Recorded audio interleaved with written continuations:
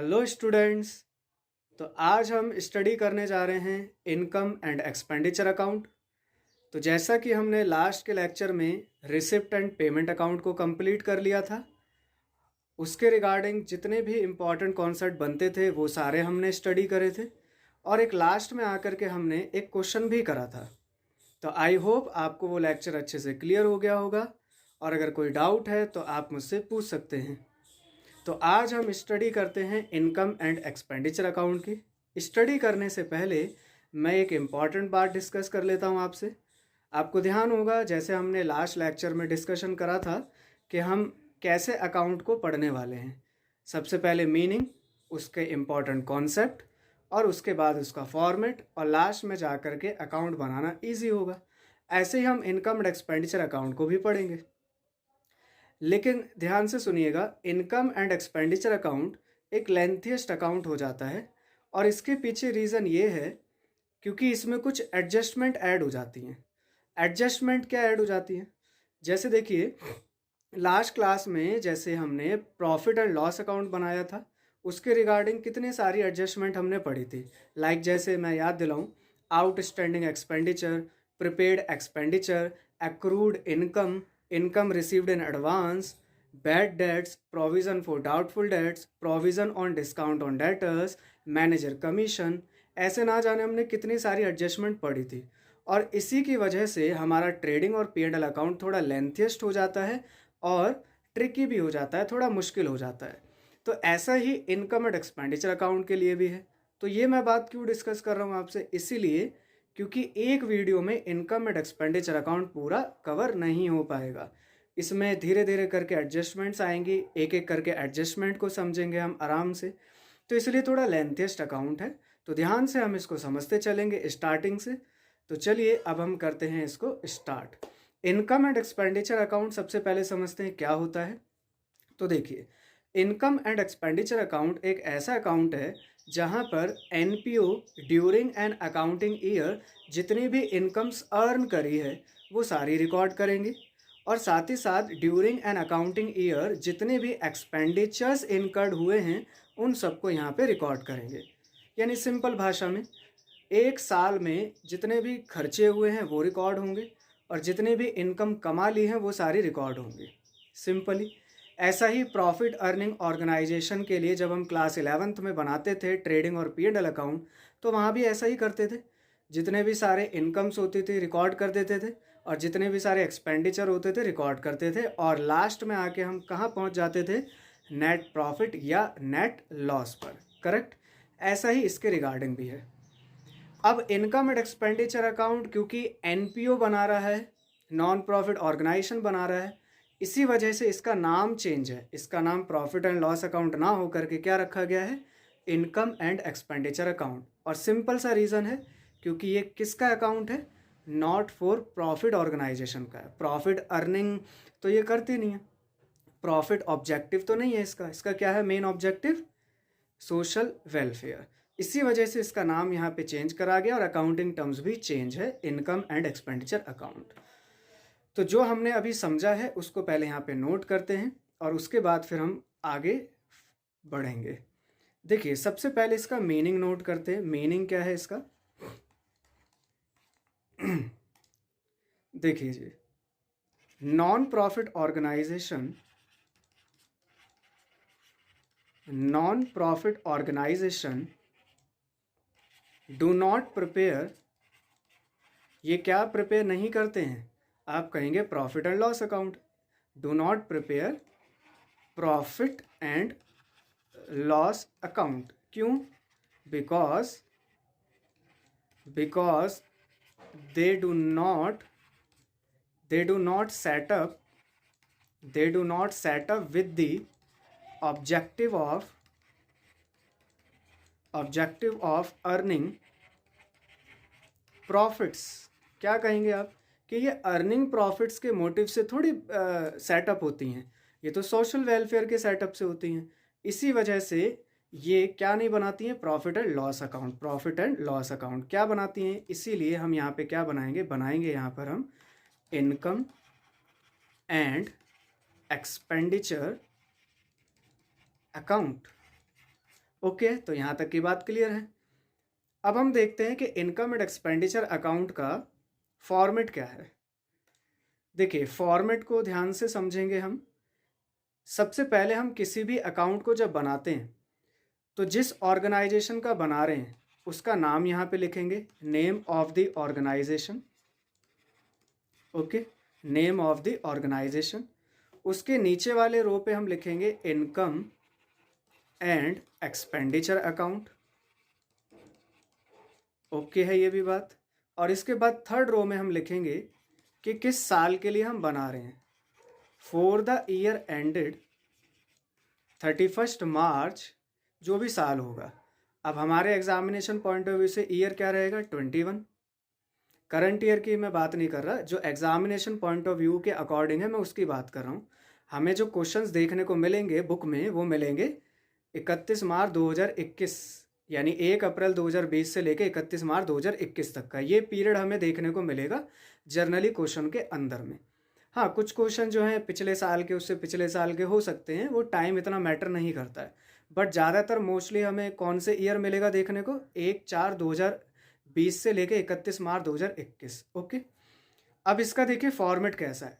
Format वैसा ही है जैसे हमने रिसिप्ट एंड पेमेंट अकाउंट का बनाया था, यानी हम लेजर का बनाते हैं, वैसा ही इसका भी फॉर्मेट है। तो देखिए बनाते हैं यहाँ पर हम debit side left hand side, credit side right hand side. ये रही इसकी क्रेडिट साइड और ये रही इसकी डेबिट साइड। हम कहाँ पे क्या नोट करेंगे, डेबिट साइड में सारे एक्सपेंडिचर्स नोट करेंगे, सारे रिकॉर्ड्स करेंगे एक्सपेंडिचर। ये कॉलम बनाए हमने अमाउंट के लिए और ये कॉलम है हमारा इनकम्स के लिए, और ये वाला कॉलम आ जाएगा हमारा अमाउंट रुपीज़ के लिए, हम अच्छे से जानते हैं। अब आपके मन में यहाँ पे क्वेश्चन आ सकता है कि इनकम्स को क्रेडिट में क्यों लिखा है और एक्सपेंडिचर को डेबिट में क्यों लिखा है। तो इसके लिए मैं ही क्वेश्चन आपको कर रहा हूँ। आप सोचिए, क्लास 11th में जाइए और क्लास 11th के जो nature of accounts, rules of debit credit पढ़े थे उसको सोचिए और मुझे आंसर बताइए। सोचिए, तो आपने सोचा होगा क्लास 11th में जब हमने नेचर ऑफ अकाउंट के according rules of debit and credit पढ़े थे, तो एक पढ़ी थी ट्रेडिशनल अप्रोच अकाउंट और एक पढ़ा था मॉडर्न अप्रोच ऑफ अकाउंटिंग। तो ट्रेडिशनल अप्रोच में हमने पढ़ा था, दो ब्रॉड कैटेगरी थी, एक था पर्सनल अकाउंट और एक था इम्पर्सनल। इम्पर्सनल में फर्दर दो कैटेगरी और थी, एक कैटेगरी का नाम था रियल अकाउंट और एक का था नाम नॉमिनल अकाउंट। तो मेजरली तीन कैटेगरी हो जाती हैं, एक का नाम है पर्सनल, एक का नाम है रियल और एक का नाम है नॉमिनल अकाउंट। अब आपको वो ध्यान आ गया होगा कि एक्सपेंडिचर और इनकम्स, गेन्स, लॉसेस, इन सबको कहाँ पे रिकॉर्ड करते थे हम, नॉमिनल अकाउंट में रिकॉर्ड करते थे ना। तो नॉमिनल अकाउंट का ही यहाँ पे रूल लग रहा है। क्या कहता था रूल वो, debit all expenses and losses, credit all incomes and gains. इसीलिए इनकम्स को हमने यहाँ क्या करा है, क्रेडिट करा है, और एक्सपेंडिचर्स को यहाँ पे क्या करा है हमने, डेबिट करा है। सिंपल, बिल्कुल क्लियर। चलिए अब हम आगे बढ़ते हैं। यहाँ पे बात समझते हैं कि एनपीओ के लिए इनकम्स क्या क्या हो सकती हैं, क्या क्या होती हैं। देखिए, जो जर्नली इनकी इनकम्स होती है उसमें एक बड़ा फेमस नाम है, उसका नाम है सब्सक्रिप्शंस। तो पहली इनकम का नाम हम यहाँ नोट करते हैं, बाय सब्सक्रिप्शंस। सब्सक्रिप्शन हमने लास्ट के लेक्चर में समझा था क्या होता है। जो एनपीओ में मेंबर होते हैं, ट्रस्टीज होते हैं, उनको टाइम टू टाइम कुछ फीस पे करनी पड़ती है, अमाउंट देना पड़ता है, उसी को हम क्या कहते हैं, सब्सक्रिप्शन कहते हैं। तो सब्सक्रिप्शन एनपीओ के पॉइंट ऑफ व्यू से इनकम है, इसलिए इनकम साइड रिकॉर्ड करा जा रहा है। क्लियर। इसके बाद और क्या इनकी इनकम हो सकती है, बाय एंट्रेंस फीस। भाई कोई नया पर्सन एनपीओ में जुड़ना चाहता है तो उसको जुड़ने के लिए कुछ फीस तो देनी पड़ेगी ना, उसी फीस को हम क्या कहते हैं, एंट्रेंस फीस। इसका दूसरा नाम भी है, उसको हम कहते हैं एडमिशन फीस। ठीक है, तो ये हो गया एनपीओ के पॉइंट ऑफ व्यू से दूसरी इनकम। और क्या इनकम हो सकती है, और कई तरह की देखिए इनकम हो सकती है, अलग अलग नेचर की हो सकती है। सेल ऑफ ओल्ड न्यूज़पेपर्स या सेल ऑफ स्पोर्ट्स मटेरियल, कई तरह की हो सकती है। मैं यहाँ पे सारी नहीं लिख रहा हूँ केवल मैं यहाँ पर आपको फॉर्मेट समझाने के लिए मैंने ये लिखा है। यहाँ पर आपको फॉर्मेट पूरा देखने को मिल जाएगा, बुक में पूरा फॉर्मेट बता रखा है।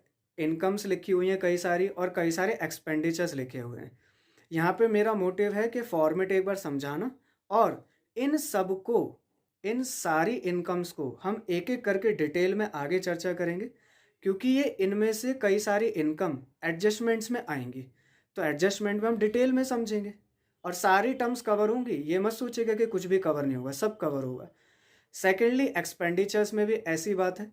एक्सपेंडिचर्स में भी कई सारे एक्सपेंडिचर्स एडजस्टमेंट का रूप लेंगे, तो वहाँ पर भी हम कुछ एडजस्टमेंट्स को समझेंगे। ओके, तो मैं अभी यहाँ पे लिख देता हूँ बाय मिसलेनियस रिसिप्ट्स। ठीक है ना, यहाँ पे मैंने क्या लिख दिया, बाय मिसलेनियस रिसिप्ट्स। तो ये आ गया यहाँ पर। मिसलेनियस मतलब क्या होता है? मिसलेनियस मतलब होता है मिश्रित, यानी मिली जुली, मिली जुली इनकम्स। कई सारी होती हैं, बहुत सारी छोटी मोटी भी होती हैं, जिसको 11th क्लास में पैटी कहा जाता था ना, पैटी कैश बुक बनाते थे जैसे, वैसे ही मिसलेनियस भी है। मिसलेनियस यानी मिश्रित होता है। चलिए अब हम बात करते हैं एक्सपेंडिचर्स की। एक्सपेंडिचर खर्चे क्या हो सकते हैं? बहुत सारे खर्चे हो सकते हैं। जैसे भाई वहाँ पे जो स्टाफ काम करने वाला है उनको सैलरी मिलती होगी, सैलरी का खर्चा हो सकता है, एनपीओ का। और क्या खर्चा हो सकता है? सैलरी का हो गया, और फर्नीचर परचेज कर लिया मान लीजिए, फर्नीचर का खर्चा हो सकता है। ऐसे करके बहुत सारे खर्चे अलग अलग हो सकते हैं। ठीक है ना, आपको बुक में देखने को मिल जाएंगे। तो मैं यहाँ पे लिख देता हूँ टू मिसलेनियस एक्सपेंडिचर। ठीक है ना, तो कई सारे खर्चे और कई सारी इनकम, सबको हमने रिकॉर्ड कर लिया।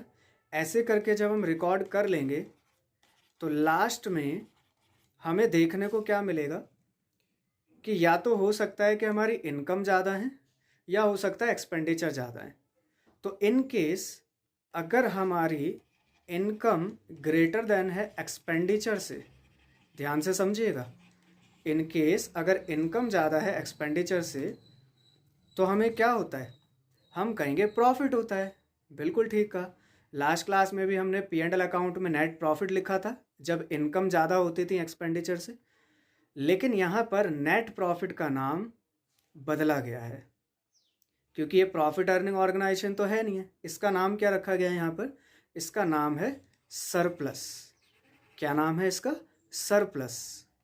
सरप्लस भी एक्चुअल में प्रॉफिट ही है और कुछ नहीं है। नाम इसलिए बदला गया है क्योंकि एनपीओ है, एक अलग ऑर्गेनाइजेशन है, तो टर्म्स बदल दी गई हैं। है वही चीज़, प्रॉफिट ही है ये। सेकेंडली, हो सकता है कि एक्सपेंडिचर्स ज़्यादा हैं, और इन केस अगर एक्सपेंडिचर ग्रेटर देन है इनकम से, तो आप कहेंगे लॉस होता है। तो यहाँ पे लॉस का भी नाम दूसरा रखा गया है। क्या नाम रखा गया है? लॉस को कहते हैं डेफिसिट। क्या कहते हैं? डेफिसिट। डेफिसिट मतलब नुकसान या लॉस जो भी हुआ है। ठीक है, तो ये दो टर्म्स है, इसको ध्यान से आप नोट करिएगा। ओके, अब ये आएंगी कहाँ पर? मैं अकाउंट में दिखा देता हूँ आपको। ये देखिए, अकाउंट में ज़रा देखिएगा ध्यान से, कहाँ पर आएंगे भाई? नेट प्रॉफिट जब होता था तो हम कहाँ लिखते थे?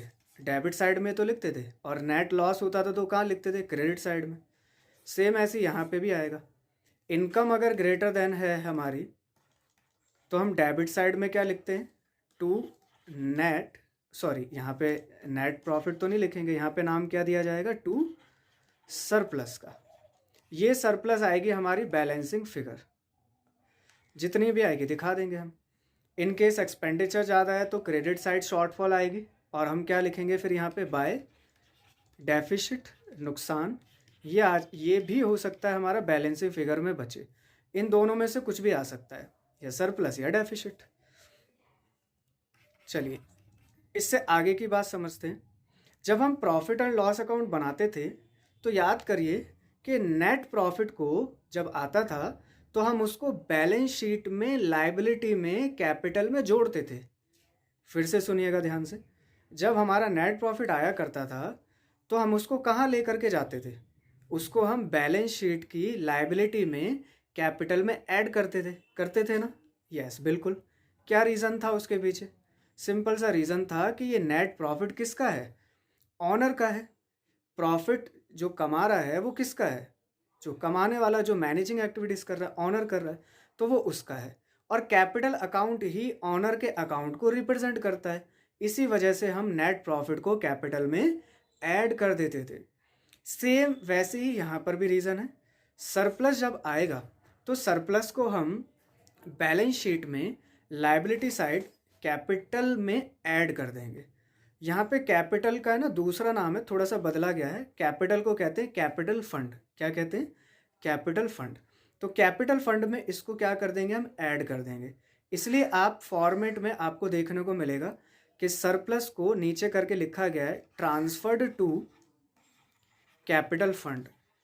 आप देखेंगे बुक के फॉर्मेट में तो यहाँ पे लिखा गया है सरप्लस के नीचे कि it is transfer to capital fund. Capital fund कुछ नहीं है, कैपिटल ही है, बस फंड नाम यहाँ पे दिया गया है क्योंकि यहाँ पे फंड बेस्ड अकाउंटिंग की जाती है। आगे समझेंगे हम उसको। और डेफिसिट होगा तो नेट लॉस। नेट लॉस को क्या करते थे आप? नेट लॉस को माइनस करते थे कैपिटल में से। सेम ऐसे ही यहाँ पर डेफिसिट को हम कैपिटल फंड में से क्या कर देंगे? माइनस कर देंगे। तो इसको भी नोट कर लेते हैं। It is also transferred to capital fund. बस ये प्लस हो जाएगा, ये माइनस हो जाएगा। कंप्लीट। तो देखिए हमने पूरा फॉर्मेट समझ लिया है, क्या होगा, कैसे होगा। और अब हम शुरू करने जा रहे हैं आगे। देखिए इनकम एंड एक्सपेंडिचर अकाउंट के लिए इम्पॉर्टेंट कॉन्सेप्ट्स, यहाँ पर 3 इम्पॉर्टेंट कॉन्सेप्ट हैं और 3 इम्पॉर्टेंट कॉन्सेप्ट से ही इनकम एंड एक्सपेंडिचर अकाउंट पूरा वर्क कर रहा है। अगर हमने इन तीनों इम्पॉर्टेंट कॉन्सेप्ट को समझ लिया तो ये अकाउंट कैसे वर्क करता है, कैसे यहाँ पे रिकॉर्डिंग की जाती है, वो हमें आसानी से समझ में आ जाएगा। तो देखिए अब हम करते हैं स्टार्ट इम्पॉर्टेंट कॉन्सेप्ट को समझना। देखिए पहले हेडिंग देते हैं यहाँ पर इम्पॉर्टेंट कॉन्सेप्ट्स। आप इन सबको अपने जो कॉन्सेप्ट रजिस्टर है उनमें रिकॉर्ड करते रहना अच्छे से। आपने सुन लिया होगा, मैंने पहले बताया था, तो वो मेंटेन करना बहुत ज़रूरी है। Important concept of income and expenditure, income and expenditure account. 3 important concept की बात करेंगे और इनकम एंड एक्सपेंडिचर अकाउंट कैसे वर्क करता है, क्या है, वो समझ में आ जाएगा। अच्छे से समझना बहुत इम्पॉर्टेंट है। देखिए सबसे पहला इम्पॉर्टेंट कॉन्सेप्ट है कि ये किस बेसिस पर बनाया जाता है। बेसिस ऑफ प्रिपेयरिंग क्या है इसका? तो आपको लास्ट लेक्चर में आंसर मिल गया था। वैसे क्या आंसर था? सोचिए ज़रा, याद कीजिए लास्ट लेक्चर की बात को। एक्रूअल बेसिस ऑफ अकाउंटिंग, याद आ गया ना? एक पढ़ा था हमने कैश बेसिस ऑफ अकाउंटिंग और एक पढ़ा था एक्रूअल बेसिस ऑफ अकाउंटिंग। तो इनकम एंड एक्सपेंडिचर अकाउंट किस बेसिस पे बनाया जाएगा? एक्रूअल बेसिस ऑफ अकाउंटिंग पर। पहले इसको लिखते हैं, फिर मैं यहाँ पे थोड़ा डिस्कशन करूँगा। आपको ध्यान होगा मैंने लास्ट लेक्चर में पूरा डिटेल में आपसे बात करी है वहाँ पे कि कैश बेसिस क्या है और एक्रूअल क्या है। तो it is prepared on the basis of accrual system. Okay, accrual system of accounting. Accrual system क्या कहता था? चलिए एक बार रिवाइज कर लेते हैं इसको भी हम। एक्रूअल सिस्टम कहता था कि जो करंट ईयर की हमारी इनकम्स है, जो हमने कमा ली है, चाहे वो हमें मिली है या नहीं मिली है, इट डजेंट मैटर। वो इनकम कितनी है करंट ईयर की, वो सारी हम रिकॉर्ड करेंगे इनकम साइड में। यस, ऐसे ही सेम एक्सपेंडिचर के रिगार्डिंग भी बात थी। ड्यूरिंग द अकाउंटिंग ईयर कितने एक्सपेंडिचर्स हो चुके हैं इनकर्ड, उनको हम रिकॉर्ड करेंगे। रिकॉर्ड करना चाहिए, चाहे वो हमने पे करे हैं या नहीं करे हैं। ठीक है, तो छोटी सी बात है, इसको लिख लेते हैं, आपको ध्यान में आ गई होगी ये बात। तो क्या बात है? देखिए सबसे पहले इनकम को लेकर के बात। Income earned during an accounting year. Income earned during an accounting year, यहाँ पे ऐसे 2 स्लैश बना लेते हैं हम। वेदर रिसीव्ड और नॉट रिसीव्ड। ठीक है, ये हमने लास्ट के लेक्चर में भी पढ़ लिया था, एक बार रिवाइज कर लिया है, कोई दिक्कत वाली बात नहीं है। सेकेंडली पॉइंट है एक्सपेंडिचर को लेके।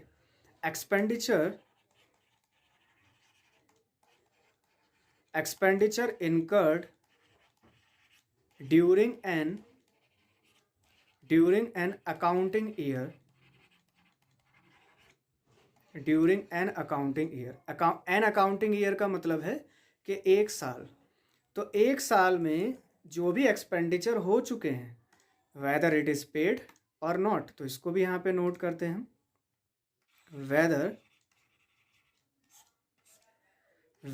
इट इज़ पेड और नॉट पेड, इससे कोई मतलब नहीं है, खर्चा कितना हो चुका है पूरे साल का सारा रिकॉर्ड किया जाएगा, सिंपल है। तो ये एक्रूअल बेसिस सिस्टम को समझना पहले ज़रूरी है, क्योंकि इसी बेसिस पे हम क्या बनाने वाले हैं, पूरा का पूरा इनकम एंड एक्सपेंडिचर अकाउंट। चलिए, तो हमें पहला कॉन्सेप्ट तो समझ में आ गया है, अब हम चलते हैं सेकंड कॉन्सेप्ट की ओर। और सेकंड इंपॉर्टेंट कॉन्सेप्ट का नाम है नेचर ऑफ अकाउंट। देखिए, एक्सपेंडिचर और इनकम, इनके है ना दो दो नेचर हैं, हमने क्लास 11th में भी पढ़ा है। एक है कैपिटल नेचर और एक है रेवेन्यू नेचर। कैपिटल नेचर की बात करूं तो दो चीज़ें हैं, एक है कैपिटल एक्सपेंडिचर और एक है कैपिटल रिसिप्ट। रेवेन्यू नेचर की बात करूं तो एक है रेवेन्यू एक्सपेंडिचर और एक है रेवेन्यू रिसिप्ट। पढ़ा था हमने ये, इसको समझना यहाँ पे बहुत ही ज़्यादा ज़रूरी है, क्योंकि इसी के बेसिस पे इनकम एंड एक्सपेंडिचर बनेगा और बैलेंस शीट भी बनेगी। तो समझते हैं, पहले मैं यहाँ पे नोट करता हूँ, आप देखिएगा ज़रा ध्यान से। सेकंड इम्पॉर्टेंट कॉन्सेप्ट, यहाँ पे लिखते हैं हम ट्रांजैक्शंस का नेचर। ओके, देखिए क्या दो चीज़ें हैं, एक है कैपिटल नेचर और सेकंड है रेवेन्यू नेचर। कैपिटल नेचर के अंदर दो बातें, फर्स्ट है कैपिटल एक्सपेंडिचर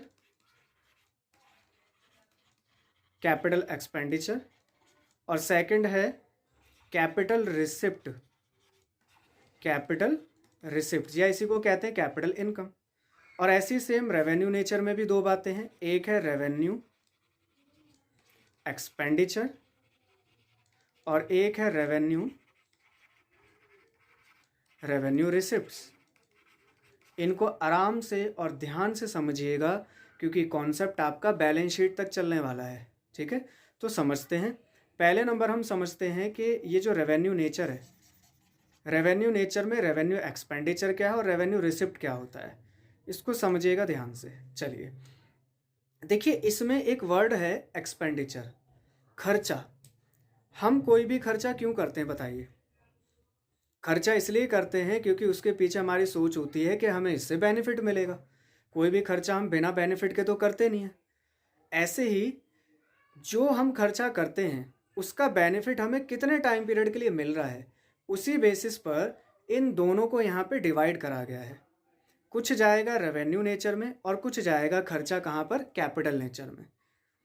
अगर उस खर्चे का बेनिफिट, ध्यान से सुनना, अगर उस खर्चे का benefit less than 1 accounting period का है तो उसको हम कहते हैं रेवेन्यू एक्सपेंडिचर।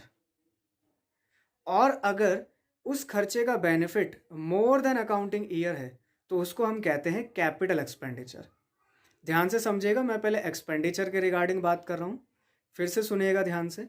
रेवेन्यू एक्सपेंडिचर वो एक्सपेंडिचर होता है जिसका बेनिफिट हमें एक साल से कम में मिलता है, लेस देन 1 अकाउंटिंग पीरियड में मिल जाता है, उसको हम कहते हैं रेवेन्यू एक्सपेंडिचर।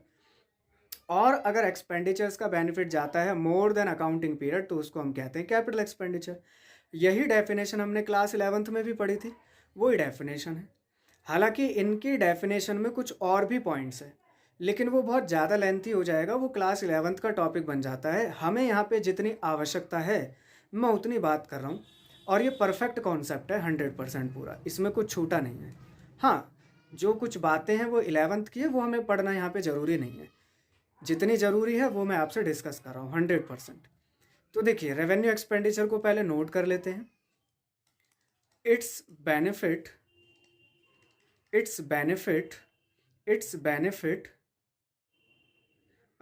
benefits एक्सपायर, इसको लिखते हैं it's benefit expires with in an accounting year, with in an accounting year, यानी कि इसको आप दैट इज करके लिख सकते हैं लेस देन 1 ईयर। सिंपल भाषा में आप ऐसे लिख सकते हैं कि 1 साल से कम का जो बेनिफिट होता है वो कहाँ चला जाता है, रेवेन्यू एक्सपेंडिचर्स में। ओके, जैसे एग्जाम्पल क्या होंगे, आपके मन में आ रहा होगा कि एग्जाम्पल क्या है ऐसे। देखिए इसके एग्जाम्पल्स हैं सैलरी पे करना, सैलरीज पेड, रेंट पे करना, वेजेस पे करना। ये सब कैसे खर्चे हैं भाई, ये सब खर्चे हैं हमारे रेवेन्यू नेचर के, क्योंकि इनका जो बेनिफिट है वो हमें 1 साल से कम में मिलता है। जैसे मैं बात करूँ सैलरी पे करना, तो सैलरी तो हमें मंथली बेसिस पे करनी होती है ना, तो आप अगर मंथली बेसिस पे करते हो तो मंथ की सर्विसेज मिल जाएगी हमें वर्कर से। अगर मान लो अगले महीने की सैलरी हम ना दें तो क्या वो सर्विस हमें देगा, बिल्कुल भी नहीं देगा। तो उसका बेनिफिट हमें कब तक मिलेगा, लेस देन 1 मंथ। तो ये बिल्कुल ठीक बैठता है, सैलरी पे करना, रेंट पे करना, वेजेस पे करना, यानी कि जो आप प्रॉफिट एंड लॉस अकाउंट में सारे डेबिट करते थे ना, वो सारे रेवेन्यू एक्सपेंडिचर है। तो हमें यहाँ पर एक बात समझ में आ गई कि रेवेन्यू एक्सपेंडिचर इसलिए हम समझ रहे हैं क्योंकि रेवेन्यू एक्सपेंडिचर्स को हम कहाँ रिकॉर्ड करने वाले हैं, expenditure side of income and expenditure account. Okay है, चलिए अब इसी के साथ में कैपिटल एक्सपेंडिचर भी समझ लेते हैं, क्योंकि ये जस्ट इसके रिवर्स है, जस्ट इसके अपोजिट कॉन्सेप्ट है। और वो क्या है, अभी मैंने आपसे बात करी थी कि इसका बेनिफिट एक्सपायर होगा more than an accounting period. तो इसको भी नोट कर लेते हैं पहले हम, it's benefit expires more than an accounting year। ठीक है, इसको हम सिंपली ऐसे भी लिख सकते हैं कि मोर देन 1 ईयर। अब हमारे मन में आ रहा होगा कि इसके क्या एग्जाम्पल्स हैं, तो देखिए क्या एग्जाम्पल हैं इसके, क्या एग्जाम्पल्स हैं इसके। ऐसा कौन सा हम खर्चा करते हैं जिनका बेनिफिट हमें 1 साल से ज़्यादा का मिलता है, सोचो बताओ भाई। बिल्डिंग हमने खरीदी तो उसका बेनिफिट का 1 साल से कम का मिलेगा हमें, जर्नली तो ज़्यादा से ज़्यादा मोस्टली 1 साल से ज़्यादा का ही रहता है, इन केस कोई नेचुरल क्लैमिटी ना हो तो उसका benefit more than 1 accounting period जाएगा ही जाएगा, बिल्कुल जाएगा। ऐसे ही फर्नीचर खरीदा है, मशीनरी परचेज करी है, प्लांट परचेज करा है, ये सारे एग्जाम्पल किसके हैं, कैपिटल एक्सपेंडिचर के। तो इसको नोट कर लेते हैं हम यहाँ पे, बिल्डिंग परचेज,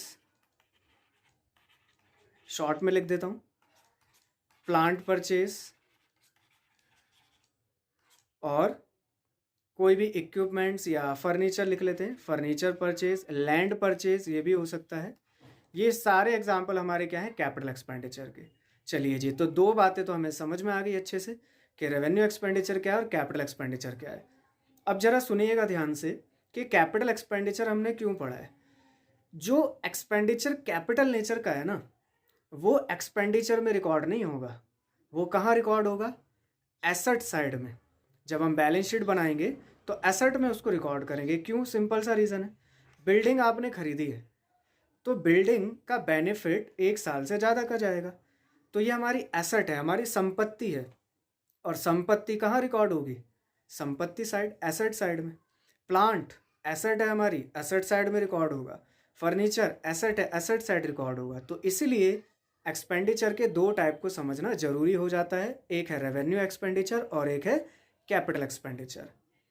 तो रेवेन्यू एक्सपेंडिचर कहाँ जाएगा, एक्सपेंडिचर साइड, और कैपिटल एक्सपेंडिचर कहाँ जाएगा, एसेट साइड में।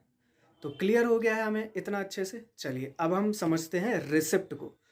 रिसिप्ट के भी देखिए 2 टाइप है, एक है रेवेन्यू रिसिप्ट और एक है कैपिटल रिसिप्ट। ये क्या होती हैं, देखिए रेवेन्यू रिसिप्ट है ना, वो सारी रिसिप्ट्स हैं, रेवेन्यू रिसिप्ट्स वो सारी रिसिप्ट्स हैं, ये सारी वो रिसिप्ट्स होंगी जो है ना जर्नली इनकम होती है, एनपीओ की जो जर्नल इनकम है। यानी कि जर्नली इनकम क्या होती है, जैसे मैं प्रॉफिट अर्निंग ऑर्गेनाइजेशन की बात करूं तो वो सेल करती है, सेल जो रेवेन्यू है वो एक रेवेन्यू नेचर का आइटम है, तभी हम उसको ट्रेडिंग की क्रेडिट साइड में रिकॉर्ड करते थे। ऐसे ही सेल ऑफ ओल्ड न्यूज़पेपर कोई रद्दी का सामान है उसको बेच दिया, उससे हमें इनकम हुई है, वो रेवेन्यू नेचर की है। यानी कि ऐसी सारी रिसिप्ट जो एसेट को बेचने से नहीं हुई है, जो नॉर्मली जिस पर्पस के लिए हम यहाँ पे सेटअप हुए हैं, वो सारी रेवेन्यू रिसिप्ट होती हैं। तो इसको नोट कर लेते हैं हम। देखिए क्या होती है, तो इसका यहाँ पे होगा which are received as income by the organisation. क्या है ये? इनकम है, जो नॉर्मली इनकम है। जैसे अभी हमने नोट करा था ऊपर, सब्सक्रिप्शन है, एंट्रेंस फीस है, एडमिशन फीस है, ऐसी कई सारी, ये सब क्या है? रेवेन्यू रिसिप्ट है। तो देखिए जितनी भी रेवेन्यू रिसिप्ट होंगी ना, उनको हम कहाँ पर रिकॉर्ड करेंगे? इनकम साइड में। ओके है, चलिए अब चलते हैं कैपिटल रिसिप्ट की ओर। कैपिटल रिसिप्ट क्या है? जो रेवेन्यू रिसिप्ट नहीं है। बुक में पता कैसे लिखा हुआ है? Capital receipts are those receipts which are not revenue receipt. ये वो रिसिप्ट्स हैं जो रेवेन्यू रिसिप्ट नहीं है, उनको हम कहते हैं कैपिटल रिसिप्ट। ये तो भाई बिल्कुल सिंपल सी बात है, तो हमें भी समझ में आ रही है। लेकिन क्या क्वेश्चन उठता है क्या? देखिए जैसे मान लीजिए जैसे कोई पर्सन है, एनपीओ को कोई है ना डोनेशन देता है, और डोनेशन पता है कैसी दे रहा है? डोनेशन दे रहा है बिल्डिंग कंस्ट्रक्शन के लिए। तो बिल्डिंग कंस्ट्रक्शन के लिए जो डोनेशन है ना, वो कैपिटल हो जाएगी। वो एक पर्टिकुलर पर्पस के लिए मिल रही है, बिल्डिंग कंस्ट्रक्शन के लिए, तो ये इनकम नहीं होगी। इसको हम क्या लेकर के चलेंगे? कैपिटल नेचर की रिसिप्ट लेके चलेंगे। और जो भी कैपिटल रिसिप्ट होंगी उनको हम इनकम में ना रिकॉर्ड करके कहाँ रिकॉर्ड करेंगे? कहाँ करेंगे? लाइबिलिटी साइड में, बैलेंस शीट की लाइबिलिटी में। मैं इसके पीछे रीज़न बताता हूँ ऐसा क्यों, समझिएगा ध्यान से। अभी आपको समझ नहीं आया होगा, समझिएगा। देखिए बाहर का जो पर्सन है उसने कोई डोनेशन दी एनपीओ को, एक बिल्डिंग डोनेशन दे दी है, बिल्डिंग फंड दे दिया है। तो होता क्या है, एनपीओ को जो अमाउंट मिला है ना, वो अमाउंट उसकी रिस्पॉन्सिबिलिटी को क्रिएट कर रहा है, उसका उत्तरदायित्व क्रिएट कर रहा है कि उसको उस अमाउंट का खर्चा कहाँ करना है? केवल बिल्डिंग कंस्ट्रक्शन के लिए। और जितनी भी रिस्पॉन्सिबिलिटी होती हैं वो लायबिलिटी ही होती हैं। इसी वजह से हम कैपिटल रिसिप्ट को क्या कहते हैं? रिस्पॉन्सिबिलिटी। इट इज़ लायबिलिटी, इसलिए बैलेंस शीट की लायबिलिटी में जाएगा। ओके है, तो ये इसके पीछे रीज़न है। तो कैपिटल रिसिप्ट को यहाँ पे हम लिख लेते हैं। ये कौन सी रिसिप्ट है? डेफिनेशन वही है, which are not in nature of revenue. जो रेवेन्यू नेचर की नहीं है वो सारी कैपिटल रिसिप्ट है। एग्जाम्पल के लिए, donation received for building construction. सिर्फ यही नहीं आएगा, ये मैंने एक एग्जाम्पल समझाया है, ठीक है ना। बहुत सारी ऐसी चीज़ें आएंगी, अभी हम आगे देखेंगे। ये हो गई एक स्पेसिफिक डोनेशन, एक रिस्पॉन्सिबिलिटी हो गई है एनजीओ के रिगार्डिंग, इसी वजह से ये कहाँ जाएगी? लायबिलिटी में जाएगी। तो हमने सेकंड इंपॉर्टेंट कॉन्सेप्ट को समझ लिया है। और सेकंड इंपॉर्टेंट कॉन्सेप्ट क्या है? कैपिटल नेचर की जितने भी सारी ट्रांजैक्शन है उनको हम बैलेंस शीट में डालेंगे।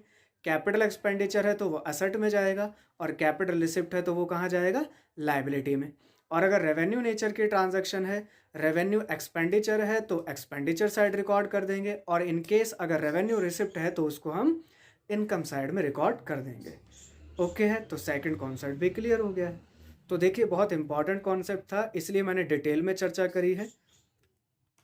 समझना जरूरी है, क्योंकि कॉन्सेप्ट समझ में आ गया तो अकाउंट भी समझ में आएगा क्यों किया जा रहा है रिकॉर्ड। ओके है, चलिए अब हम चलते हैं अपने थर्ड इंपॉर्टेंट कॉन्सेप्ट की तरफ में। ये लास्ट इंपॉर्टेंट कॉन्सेप्ट है इसका, उसके बाद में हम एक एक करके एडजस्टमेंट को स्टार्ट करेंगे। चलिए जी, तो देखेंगे तीसरा इंपॉर्टेंट कॉन्सेप्ट क्या है। छोटा सा है ये, ज़्यादा कोई बड़ा नहीं है, इतना लेंथी नहीं है, ध्यान से सुनिएगा, समझिएगा। एडजस्टमेंट। आपको ध्यान है जब हम रिसिप्ट एंड पेमेंट अकाउंट पढ़ रहे थे तो वहाँ पर भी मैंने एडजस्टमेंट का एक पॉइंट डिस्कस करा था आपसे, कि वहाँ पर एडजस्टमेंट को कोई जगह नहीं दी गई थी। Receipt and payment account adjustment को रिकॉर्ड नहीं करता है। उसके पीछे सिंपल सा रीज़न था, क्या कि एडजस्टमेंट कैश बेसिस पे नहीं होती है, इसीलिए एडजस्टमेंट को वहाँ पे रिकॉर्ड नहीं किया जाता है। लेकिन जितनी भी सारी एडजस्टमेंट है उनको इनकम एंड एक्सपेंडिचर में हम रिकॉर्ड करेंगे, क्योंकि ये कैश बेसिस पे थोड़ी बनाया जाता है, ये तो एक्रूअल बेसिस पे बनता है। एडजस्टमेंट क्या हमने वहाँ पे डिस्कशन करा था, जैसे आउटस्टैंडिंग एक्सपेंडिचर, एक्रूड इनकम, ठीक, income received in advance, income received in advance और प्रीपेड एक्सपेंडिचर, ये सारी चीज़ें एटसेट्रा, ऐसी सारी जो हमने एडजस्टमेंट पढ़ी थी, लास्ट क्लासेस में भी पढ़ी थी, तो इन सब को हम इनकम एंड एक्सपेंडिचर अकाउंट में रिकॉर्ड करते हैं। अब इन सबको यहाँ पे जगह दी गई है, इन सबको रिकॉर्ड करेंगे हम यहाँ पे, ठीक ठीक है। तो देखिए, ये था हमारा तीसरा इम्पॉर्टेंट कॉन्सेप्ट, क्योंकि ये एक्रूअल बेसिस फॉलो करता है। यहाँ पे हम लिख भी लेते हैं इसको, एक्रूअल बेसिस ऑफ अकाउंटिंग है, एक्रूअल बेसिस ऑफ अकाउंटिंग है इसी वजह से। चलिए जी, तो इम्पॉर्टेंट कॉन्सेप्ट हो गए हैं फिनिश। ये तीनों पॉइंट आप दोबारा से समझिएगा, सुनिएगा ध्यान से। अगर कहीं भी डाउट है तो डाउट मत छोड़िएगा, प्लीज़ डाउट मत छोड़िएगा, अदरवाइज दिक्कत होगी फिर। चलिए अब हम चलते हैं एडजस्टमेंट की तरफ में, ठीक है। तो देखिए, एडजस्टमेंट ये वाली नहीं जो अभी हमने समझी, मैं इसकी बात नहीं कर रहा। एडजस्टमेंट अभी आएगी, उससे पहले मैं एक बात बोलता हूँ आपको। देखिए, अब हम समझने क्या वाले हैं, जो मैंने अभी फॉर्मेट लिखा था, फॉर्मेट मैंने बनाया था एक्सपेंडिचर डेबिट साइड और इनकम सारी क्रेडिट साइड में। मैं पहले एक एक करके सोर्सेज ऑफ इनकम की डिटेल चर्चा कर रहा हूँ, स्टार्ट, ठीक है। तो एक एक करके हम इनकम को उठाएंगे और वो इनकम क्या है और उसके रिगार्डिंग क्या क्या एडजस्टमेंट है उनको हम समझना शुरू करते हैं, ठीक है। तो यहाँ पे हेडिंग डालेंगे आप मेरे साथ में, sources of income, sources of incomes, यानी एनपीओ के क्या क्या सोर्स ऑफ इनकम्स है, कहाँ कहाँ से इनकम मिलती है।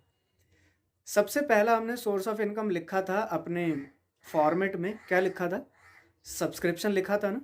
तो पहला हम सब्सक्रिप्शन को ही समझेंगे, और ध्यान से समझिएगा, सब्सक्रिप्शन में ही ये टाइम जाने वाला है। फर्दर जितना बचा है इस वीडियो का टाइम सारा जाएगा सब्सक्रिप्शन में, क्योंकि सब्सक्रिप्शन इतनी इंपॉर्टेंट एडजस्टमेंट है कि इसमें से एग्ज़ाम में 3 से 4 नंबर का क्वेश्चन आ जाता है सेपरेट, 3 से 4 नंबर का क्वेश्चन सेपरेट, और बहुत इंपॉर्टेंट है। लास्ट के पास्ट एग्जाम से आप उठा करके देखोगे तो वहाँ पे कई बार इसमें से क्वेश्चन आए हैं, कई बार जर्नली आए ही आए हैं 100%। अच्छा, इसके बाद लॉन्ग क्वेश्चन की बात करूँ जो 6 नंबर का इसमें से आएगा आपका फर्स्ट चैप्टर में से, तो लॉन्ग क्वेश्चन में भी सब्सक्रिप्शन आता ही आता है। इसके बगैर लॉन्ग क्वेश्चन बनना जो है वो थोड़ी सी हम कहें तो बात अधूरी रह जाएगी। तो सब्सक्रिप्शन लॉन्ग क्वेश्चन में भी देखने को मिलेगा, तो बहुत ही इंपॉर्टेंट ट्रांजैक्शन है, बहुत ही इंपॉर्टेंट एडजस्टमेंट है। तो पहला सोर्स ऑफ इनकम क्या हो गया, सब्सक्रिप्शन। तो सब्सक्रिप्शन को समझना स्टार्ट करते हैं, बड़े ध्यान से समझिएगा। देखिए, सब्सक्रिप्शन क्या होता है, अभी हमने ऊपर समझा था कि जो एनपीओ में मेंबर्स हैं, ट्रस्टीज़ हैं, वो कुछ amount time to time NPO को पे करते हैं, उसको हम क्या कहते हैं, सब्सक्रिप्शन कहते हैं। इसकी डेफिनेशन यहाँ पे नोट कर लेते हैं, ठीक है। देखिए क्या है, it is the amount paid by, कौन पे करता है, पेड बाय मेंबर्स, या इन्हीं को हम क्या भी कहते हैं, इनको हम ट्रस्टीज़ भी कहते हैं, है ना। और कब पे करते हैं वो, पीरियडिकली पे करते हैं। पीरियडिकली का मतलब है यहाँ पर पीरियड हो सकता है हाफ ईयरली, पीरियड हो सकता है ईयरली, पीरियड हो सकता है क्वार्टरली,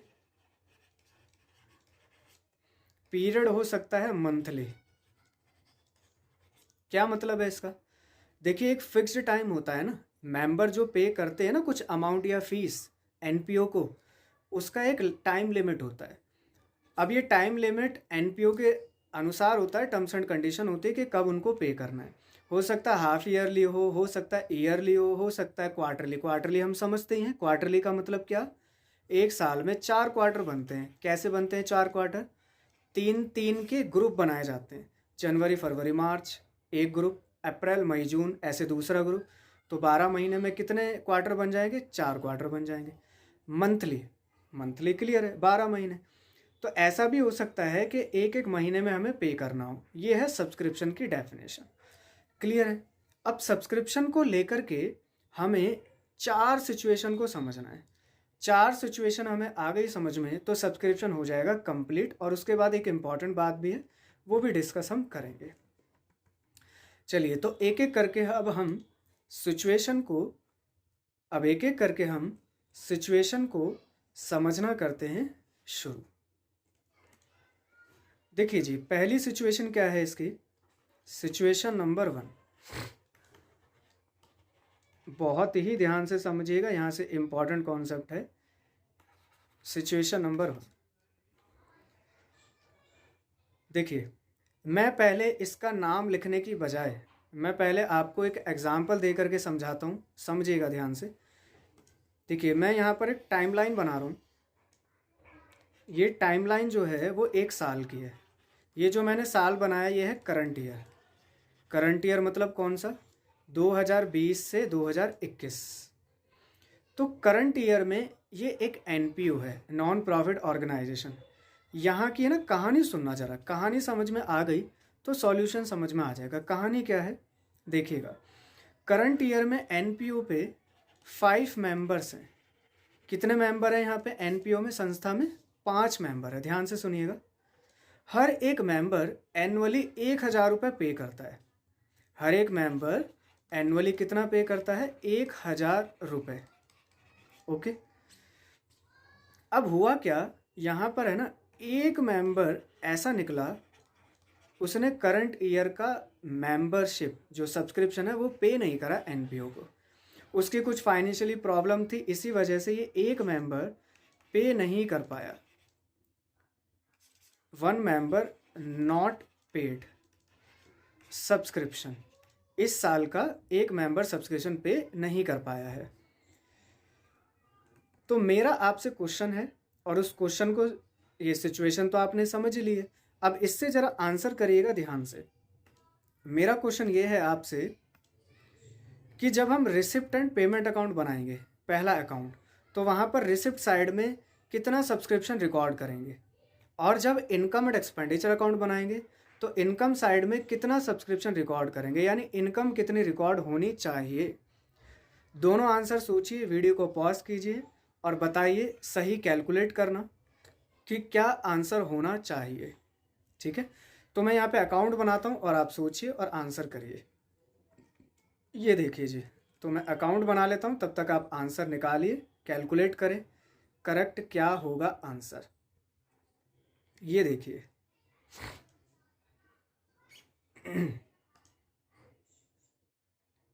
ये मैंने यहाँ पे बनाया receipts and payment account. Receipt and payment account कौन से साल की मैं बात कर रहा हूँ, फॉर द ईयर एंडेड 31 मार्च 2021। चलिए जी, ज़रा इस सब्सक्रिप्शन को कहाँ रिकॉर्ड करेंगे बताएंगे। रिसिप्ट साइड में तो रिकॉर्ड करोगे आप इसको, भाई रिसिप्ट है, इनकम है, तो रिसिप्ट साइड में क्या लिखोगे, टू सब्सक्रिप्शन। कितना रिकॉर्ड करेंगे सब्सक्रिप्शन, निकाल लिया आपने आंसर। चलिए, तो सबसे पहले आपके दिमाग में आया होगा कि रिसिप्ट एंड पेमेंट अकाउंट किस बेसिस पे बनाया जाता है। आप कहेंगे ये बनाया जाता है कैश बेसिस पर। यस, एब्सोल्युटली, बिल्कुल सही सोचा आपने। तो कैश कितना मिला है इस साल एनपीओ को, आप कहोगे देखिए भैया, यहाँ पर 5 मेंबर का 1,000 रुपये मिला है, कैश 5,000 रुपये हो गया। हाँ, तो आपने देखा कि 5 मेंबर्स से हमें 1,000 रुपीज़ यानी 5,000 रुपीज़ मिले हैं। लेकिन आप कहेंगे कि सिचुएशन 1 में तो एक मेंबर ऐसा है जिसने करंट ईयर का सब्सक्रिप्शन पे नहीं करा है ना। तो इसका मतलब हमें करंट ईयर में रिसीव्ड कितना हुआ है, तो आप कहेंगे हमें करंट ईयर में 4 मेंबर से ही सब्सक्रिप्शन मिला है और ये बन जाता है हमारा 4,000 रुपये।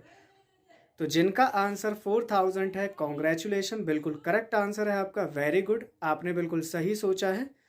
जिनको कोई प्रॉब्लम आई हो एक बार सिचुएशन को दोबारा से समझना और फिर से देखना, क्योंकि मैंने यहाँ पे क्वेश्चन पूछा था कि रिसिप्ट साइड में हम कितना रिकॉर्ड करेंगे। यस, और रिसिप्ट का मतलब है कि हम कैश बेसिस पे बनाते हैं, इसीलिए यहाँ पे सब्सक्रिप्शन कितना रिकॉर्ड होगा, 4,000 रुपये, बिल्कुल करेक्ट आंसर है।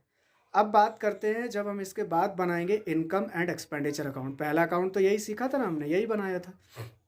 अब हम सेकंड अकाउंट बनाएंगे, इनकम एंड एक्सपेंडिचर अकाउंट। और आप सोचिए, वीडियो को पॉज कीजिए जब तक मैं यहाँ पे फॉर्मेट बनाता हूँ, और आप मुझे आंसर करना कि इनकम एंड एक्सपेंडिचर की इनकम साइड में हम सब्सक्रिप्शन कितना रिकॉर्ड करेंगे।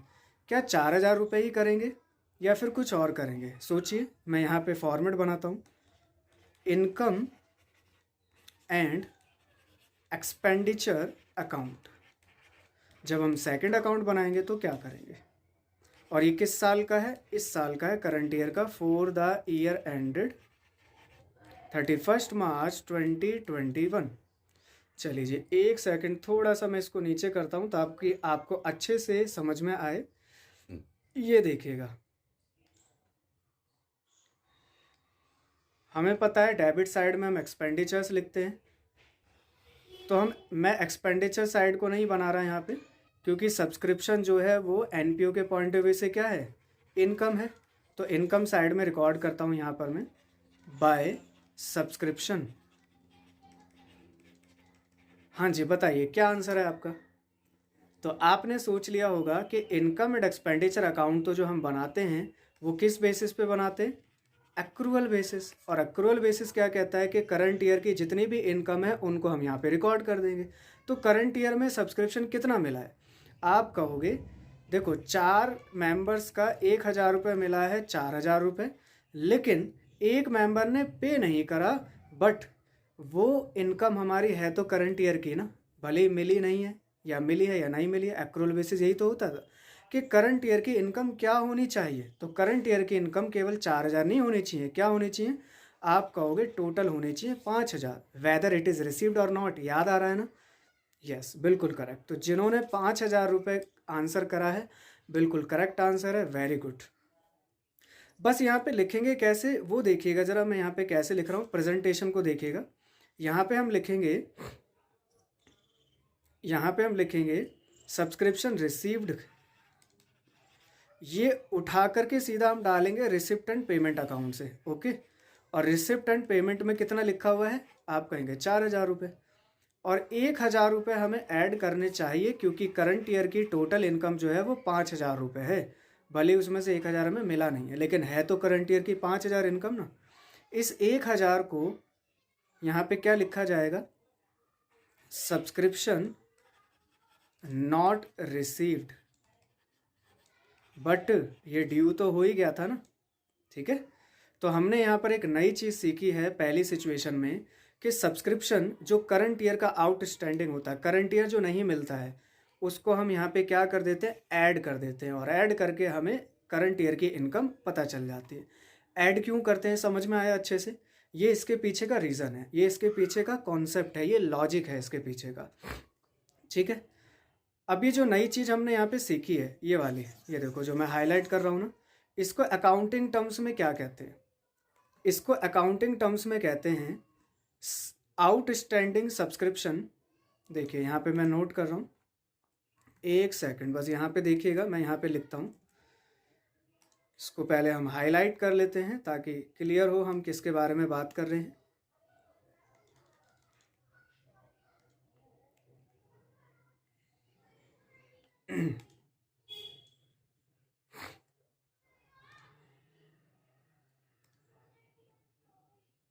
हाँ जी, तो मैं इसके बारे में बात कर रहा हूँ, subscription not received but due. इसको अकाउंटिंग टर्म्स में क्या कहते हैं, आपको जो बुक में देखने को मिलेगा, इसको कहते हैं outstanding subscription, outstanding subscription at the and. ध्यान से सुनिएगा बात को, outstanding subscription at the and. जहाँ कहीं भी आपको एट द एंड वर्ड देखने को मिल जाए, आप समझ जाना कि ये करंट ईयर की बात कर रहा है। किसकी बात कर रहा है? करंट ईयर की। एट द एंड का मतलब होता है यहाँ पे कि जो सब्सक्रिप्शन है वो आउटस्टैंडिंग इस साल का है। इस साल एनपीओ को सब्सक्रिप्शन नहीं मिला है, ठीक है। मिला नहीं है कोई बात नहीं, इनकम तो है तो हम रिकॉर्ड तो करेंगे, इसलिए हम इसको ऐड कर देते हैं। चलिए, तो यही सिचुएशन नंबर 1 का नाम है। आप ऊपर नोट कर लीजिएगा, सिचुएशन नंबर 1 की हेडिंग डाल लेना, outstanding subscription at the and. Okay है। चलिए, सिचुएशन 1 हो गई कंप्लीट। ऐसे ही करके हमें 4 सिचुएशन तक चलना है। अब हम पढ़ेंगे सिचुएशन नंबर 2 को। ध्यान से समझिएगा, बहुत इंपॉर्टेंट सिचुएशंस है सारी। देखिए जी, सिचुएशन नंबर 2। सिचुएशन नंबर 2 का नाम मैं पहले लिख दे रहा हूँ क्योंकि अब आपको कॉन्सेप्ट तो समझ में आ ही रहा है क्या। तो सिचुएशन 2 का नाम है आउटस्टैंडिंग। अच्छा, आउटस्टैंडिंग को ओएस लिखते थे ना 11th क्लास में, आपको याद होगा। OS means outstanding. तो outstanding subscription at the beginning, outstanding subscription at the beginning, ये सेकंड सिचुएशन है। देखिए, ऑरली बोलूँ मैं पहले एक बार, फिर उसके बाद टाइमलाइन करके आपको समझा दूंगा कहानी सुना करके। इसका मतलब है ना, एक्चुअल में ये है कि कुछ ऐसा सब्सक्रिप्शन जो लास्ट ईयर किसी मेंबर ने पे नहीं करा लेकिन इस साल पे कर रहा है, ऐसे सब्सक्रिप्शन को हम कहते हैं कि outstanding subscription at the beginning. Actual में बिगिनिंग का मीनिंग हो जाता है प्रीवियस ईयर से, यानी कि लास्ट ईयर से। Previous year means last year से। तो outstanding subscription at the beginning का मीनिंग क्या हुआ कि ऐसा सब्सक्रिप्शन जो लास्ट ईयर नहीं मिला था इस साल मिल गया है, उसको हम कहेंगे एट द बिगिनिंग। चलिए, टाइमलाइन से समझते हैं और फिर हम चलते हैं रिसिप्ट एंड पेमेंट अकाउंट पर और इनकम एंड एक्सपेंडिचर अकाउंट पे। तैयार रहना, मैं क्वेश्चन पूछने वाला हूं अभी आपसे। पहले नंबर आप कहानी सुन लीजिए, समझ लीजिए। देखिए क्या है, ये रही आपके सामने एक टाइमलाइन। इस बार मैं इस टाइमलाइन को 2 पार्ट में डिवाइड कर रहा हूँ। एक है ये वाला साल जिसको हम कहेंगे प्रीवियस ईयर यानी पिछला साल, और ये कौन सा साल है हमारा, 2019 से 2020। और एक है हमारा करंट ईयर। करंट ईयर कौन सा है, 2020 से 2021। कहानी सुनिएगा ध्यान से। देखिए, हुआ क्या, पिछली साल हमारे पास 5 मेंबर थे एनजीओ के अंदर और इस साल भी 5 मेंबर है, ठीक है।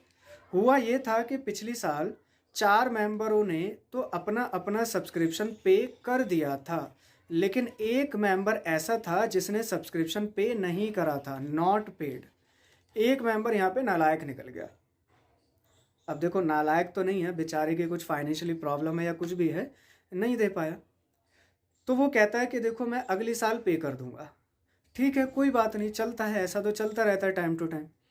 तो एक मेंबर का सब्सक्रिप्शन नहीं मिल करके अब ये सब्सक्रिप्शन एक मेंबर कहाँ पे कर रहा है, ये कर रहा है यहाँ पे करंट ईयर में। कहाँ पे कर रहा है ये, करंट ईयर में। तो करंट ईयर में सब्सक्रिप्शन हमें कितना मिला, यहाँ भी देखिए 5 मेंबर है और कहानी वही है कि एक मेंबर कितना पे करेगा, 1000 रुपये सालाना, एनुअली 1000 रुपये। तो मेरा क्वेश्चन वही है, रिसिप्ट साइड में कितना रिकॉर्ड करोगे और इनकम साइड में कितना रिकॉर्ड करोगे। सोचो, मैं जब तक फॉर्मेट बनाता हूँ और यहाँ पे आपको दिखाता हूँ कि आपने प्रेजेंटेशन करनी कैसे है। ध्यान से सोचिएगा और अपना आंसर बताइएगा जरा ध्यान से। देखिए, ये रहा रिसिप्ट एंड पेमेंट अकाउंट, इसको यहाँ पे बनाते हैं। रिसिप्ट एंड पेमेंट अकाउंट कौन सी साल का, फॉर द ईयर एंडेड 31 मार्च 2021, यानी इस साल का हम बना रहे हैं in receipt and payment account. चलिए, हमें पता है ये रिसिप्ट है एनपीओ के पॉइंट ऑफ व्यू से, तो रिसिप्ट साइड में रिकॉर्ड करेंगे जैसे लास्ट में करा था हमने। तो यहाँ लिखेंगे हम टू सब्सक्रिप्शन, करेक्ट। बताइए जी क्या आंसर है आपका। आपने सोच लिया होगा कि रिसिप्ट एंड पेमेंट तो कैश बेसिस पे बनाया जाता है, तो हमें इस साल जितना कैश मिल गया उतना हम रिकॉर्ड कर देंगे। कितना मिला हमें इस साल, आप कहेंगे देखिए करंट ईयर में तो 5 मेंबरों ने सभी ने पे कर दिया, ठीक है ना। मैं यहाँ पे बोलना भूल गया था, लेकिन करंट ईयर में 5 के 5 जो मेंबर थे सब ने पे कर दिया। तो तो आप कहेंगे इस हिसाब से 1,000 रुपये 5 मेंबर से मिले तो 5,000 रुपये हो गए, और लास्ट ईयर एक मेंबर ने जो पे नहीं करा था वो इस साल पे कर रहा है तो वो भी तो मिला हमें, और वो कितना मिला है हमें एक मेंबर से, तो आप कहोगे वो हमें मिला है 1,000 रुपये, तो उसको हम यहाँ पे भी लिख लेते हैं। तो टोटल कितना हो गया, टोटल हो गया 6,000। ऐसा ही सोचा आपने, तो बिल्कुल करेक्ट सोचा है और बिल्कुल सही आप कॉन्सेप्ट समझ पा रहे हो। तो सब्सक्रिप्शन यहाँ पर आ जाएगा कितना, टोटल 6,000। ठीक है। एक चीज़ मैं और बता दूँ आपको यहाँ पर कि जब रिसिप्ट एंड पेमेंट अकाउंट क्वेश्चनों में आएगा ना, तो डायरेक्ट 6,000 नहीं लिखा होता, उसमें थोड़ी सी प्रेजेंटेशन करके दिखाते हैं। क्या कहते हैं कि करंट ईयर का कितना है, आप कहोगे 5,000 जो हमने यहाँ पे निकाला ये वाला, और लास्ट ईयर का कितना है, लास्ट ईयर का 1,000, टोटल मिला के हो गया 6,000। ऐसे दिखाया जाता है। ओके हो गई यहाँ तक की बात। चलिए अब जरा इनकम एंड एक्सपेंडिचर सोचिए और मुझे बताइए कि इनकम साइड में कितना रिकॉर्ड होगा। ध्यान से सोचना, इनकम एंड एक्सपेंडिचर अकाउंट, तो केवल मैं इनकम साइड ही बना लूँ क्योंकि इनकम साइड में ही रिकॉर्ड करेंगे, हमें तो ये पता चल ही गया है। तो इनकम साइड में हम इसको रिकॉर्ड करेंगे। देखिएगा ज़रा, बाय सब्सक्रिप्शन। हाँ जी, तो आंसर आपने सोच लिया होगा क्या, कि income and expenditure account accrual basis पे बनाया जाता है। तो एक्रूअल बेसिस तो क्या कहता है कि करंट ईयर की भैया जितनी भी इनकम है उन सबको हमें रिकॉर्ड करना चाहिए, जितनी भी इनकम होनी चाहिए वो सब हम रिकॉर्ड करेंगे। तो करंट ईयर की क्या इनकम है, आप कहोगे करंट ईयर की तो केवल 5,000 है, क्योंकि 1,000 इनकम तो लास्ट ईयर की अब मिली है जो एक मेंबर ने पे नहीं करी थी। तो करंट ईयर की इनकम कितनी रिकॉर्ड होनी चाहिए, आप कहोगे 5,000। वेरी गुड, जिनका आंसर 5,000 है बिल्कुल करेक्ट आंसर है आपका। अब इसको प्रेजेंट कैसे करोगे, देखिए यहाँ पर हम सबसे पहले रिसिप्ट साइड से उठा करके पूरा लिखेंगे। क्या लिखेंगे, 6,000 रुपीज़। ओके, इसके बाद हम यहाँ पे माइनस कर देंगे क्या, outstanding subscription at the beginning. ठीक है जी, outstanding subscription at the beginning कहते हैं इसको, हमने लिखा था ना शुरू में कि लास्ट ईयर आउटस्टैंडिंग रह गया था वो अभी मिला है। तो आप कहोगे ये इस साल की इनकम थोड़ी है, इसी वजह से हम क्या कर रहे हैं, इस 1,000 को माइनस कर रहे हैं, और आंसर क्या होना चाहिए हमारा 5,000। पहुंच गए हम उसी आंसर पे, क्या दिक्कत है, 5,000 की इनकम होनी चाहिए, आ गए हम 5,000 की इनकम पर। क्लियर है। तो इसीलिए outstanding subscription at the beginning को क्या करा गया है, माइनस करा गया है। आप अपनी बुक में जाना और वहाँ पे फॉर्मेट में देखना, आपको दिखेगा सब्सक्रिप्शन इनकम साइड में पहला आइटम लिखा हुआ है, और सब्सक्रिप्शन के रिगार्डिंग ये दो सिचुएशन देखिएगा, और देखिएगा जो हमने सिचुएशन 1 पढ़ी थी उसको क्या करा गया है, वहाँ पर ऐड करा गया है। और ऐड करने के पीछे क्या रीज़न था हमने समझ लिया सिचुएशन नंबर 1 में, और सिचुएशन नंबर 2 में हमने देखा outstanding subscription at the beginning को क्या करा गया है, माइनस करा गया। क्यों करा गया, समझ में आ गया, ये इसके पीछे का कॉन्सेप्ट है, रीज़न है। चलिए अब हम बढ़ते हैं सिचुएशन नंबर 3 की ओर। देखिए अभी जो हमने दो सिचुएशन पढ़ी है वो थी दोनों सिचुएशन आउटस्टैंडिंग को लेके, करेक्ट। अब दो सिचुएशन हम जो पढ़ेंगे वो है एडवांस को लेके। एक बात सुनिएगा ज़रा ध्यान से, क्या एनपीओ में या किसी भी ऑर्गेनाइजेशन में ऐसा ही होता है कि हर बारी के आउटस्टैंडिंग ही रह जाए? ऐसे भी तो मेंबर देखने को मिलते हैं जो एडवांस पेमेंट कर देते हैं। जैसे मैं कोचिंग की बात करूँ, मान लीजिए कई ऐसे स्टूडेंट होते हैं जिनकी फाइनेंशियली कंडीशन अच्छी होती है, तो वो एडवांस फीस भी दे देते हैं ना। इसी मंथ की फ़ीस तो दे ही दी और अगले मंथ की फ़ीस भी पे कर दी। इसको मैं क्या बोलूँगा अपने पॉइंट ऑफ व्यू से, जो मुझे इनकम मिल रही है मैं बोलूँगा इनकम या फीस रिसीव्ड इन एडवांस। तो एडवांस के रिगार्डिंग भी दो बातें, चलिए समझते हैं। पहले यहाँ पे हम लिखते हैं सिचुएशन नंबर 3 को। Situation number 3, advance subscription at the and या एंडिंग, एक ही बात है। Advance subscription at the and, orally समझे पहले फिर टाइमलाइन समझ लेते हैं। समझना ध्यान से, आराम से। देखिए जी, advance subscription at the end का मीनिंग ये है कि हमें करंट ईयर में सब्सक्रिप्शन मिल गया है अगली साल का। नेक्स्ट ईयर का सब्सक्रिप्शन जब भी हमें करंट ईयर में मिल जाएगा तो उसको हम नाम देते हैं advance subscription received. Advance subscription receive भी लिखिएगा यहाँ पे। एट द एंड क्यों कहा गया है? क्योंकि करंट ईयर में मिला है। अभी हमने लिखा था ना पीछे, एट द एंड का मीनिंग क्या है? Current year. Eight the end का मीनिंग क्या है? Current year. ओके है। चलिए टाइमलाइन से समझते हैं, ऐसे तो बात हमें अच्छे से समझ में नहीं आएगी। तो देखिएगा टाइमलाइन, यहाँ पे भी मैं इस टाइमलाइन को दो पार्ट में डिवाइड कर रहा हूँ। एक है ये वाला, इस बार करंट ईयर है, और ये वाला है नेक्स्ट ईयर, क्योंकि नेक्स्ट ईयर की बात है इसमें। कहानी को सुनते हैं ध्यान से। देखिए करंट ईयर में 5 मेंबर्स हैं और हर एक मेंबर 1000 रुपये पे करता है एनुअली, सालाना। ओके, अब पता होता क्या है? देखिए कहानी में यहाँ पे ट्विस्ट आता है कि पांचों मेंबरों ने अपना अपना सब्सक्रिप्शन इस साल का पे कर दिया, ठीक है ना। तो 1000 रुपये पूरे साल भर के पे कर दिए, तो आप कहोगे 5000 रुपये मिल गए हमें। लेकिन पता है एक मेंबर इन्हीं पाँच में से ऐसा है, इन्हीं पाँच में से एक मेंबर ऐसा है जो कहता है कि मुझे इस ऑर्गेनाइजेशन में बड़ा आनंद आ रहा है, बड़ा मज़ा आ रहा है इसमें काम करने में, मैं तो अगली साल भी इसी ऑर्गेनाइजेशन का मेंबर बना रहना चाहता हूँ। तो क्यों ना मैं अगली साल का भी अभी पे कर दूँ। तो एनपीओ की तो बल्ले बल्ले, वो क्या मना करेगी क्या? बिल्कुल पे करिए, मोस्ट वेलकम है। तो एक मेंबर ने क्या करा, एक मेंबर ने सब्सक्रिप्शन पे कर दिया नेक्स्ट ईयर का। ध्यान से समझना, अगली साल का इसी साल में पे कर दिया। अच्छा ये साल कौन सा है? 2020-21 हम लेके चल रहे हैं, और अगला साल क्या होगा? 2021-22, करेक्ट। तो एक मेंबर का 1000 रुपये हमें अगली साल का अभी मिल गया। इसका मतलब कितना? 1000 रुपये।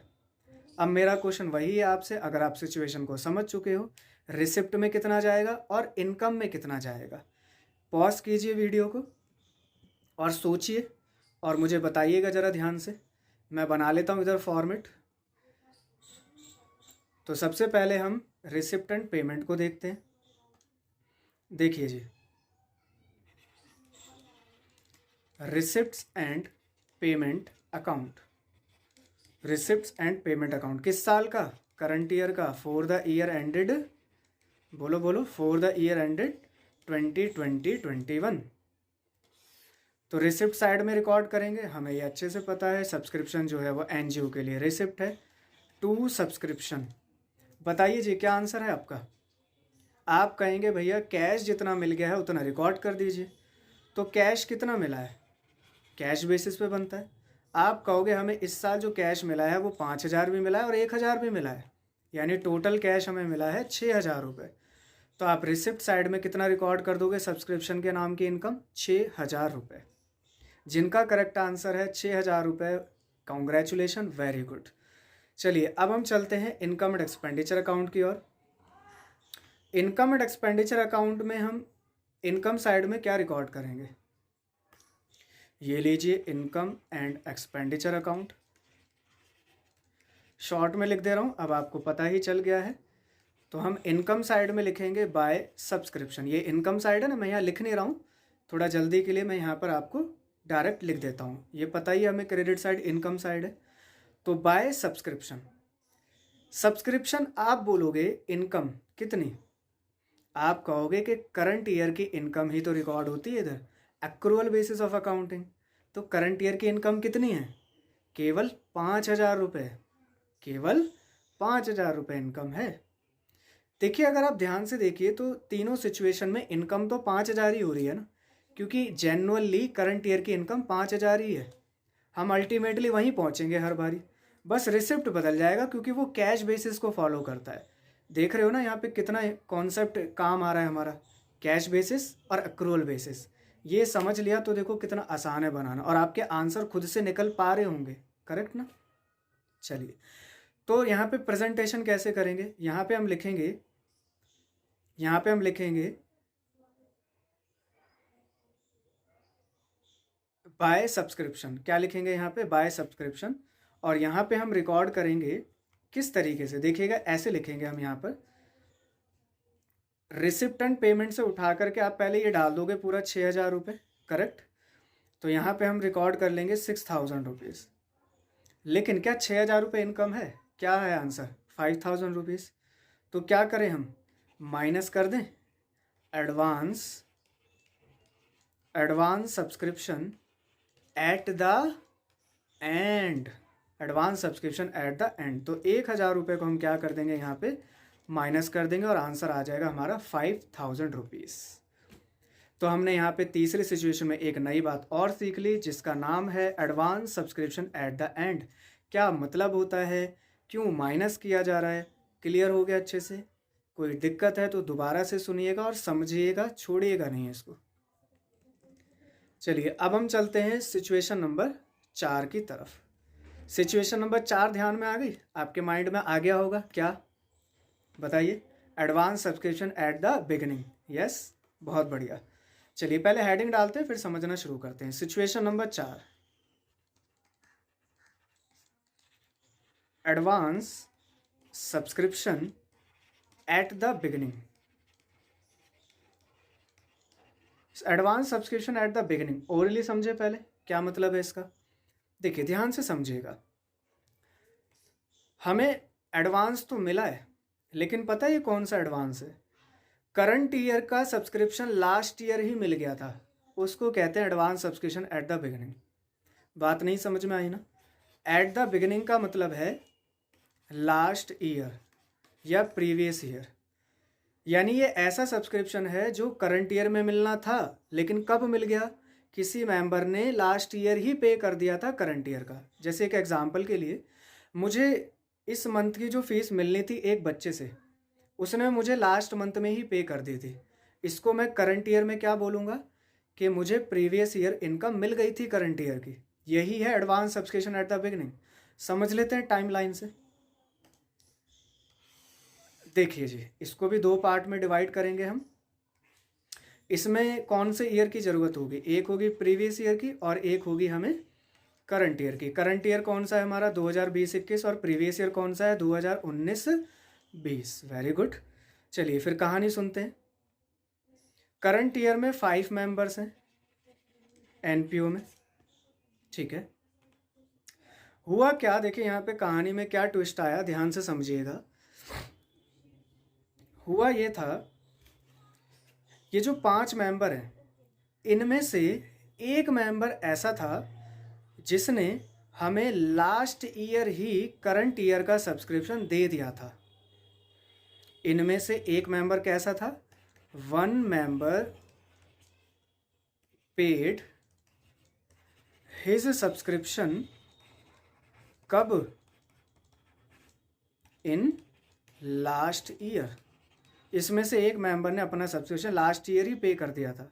तो क्या बताओ वो करंट ईयर में भी पे करेगा? आप कहोगे बिल्कुल नहीं करेगा। जैसे लाइक मान लो आप अगर फीस करंट मंथ की लास्ट मंथ दे देते हो, तो क्या करंट मंथ भी दोगे? आप कहोगे बिल्कुल नहीं देंगे हम। सेम सिचुएशन यहाँ पर भी है। तो 5 में से एक मेंबर ने क्या कर दिया था? लास्ट ईयर ही पे कर दिया था, ठीक है। तो सिचुएशन सिर्फ इतनी सी है, और बाकी कहानी वही है पुरानी वाली, कि एनुअली कितना पे करना है एक मेंबर को? 1,000 रुपये। एनुअली कितना पे करना है एक मेंबर को?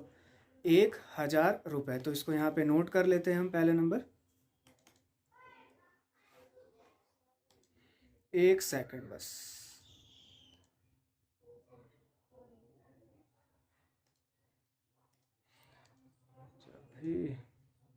हर एक मेंबर कितना पे करेगा? 1,000 rupees annually.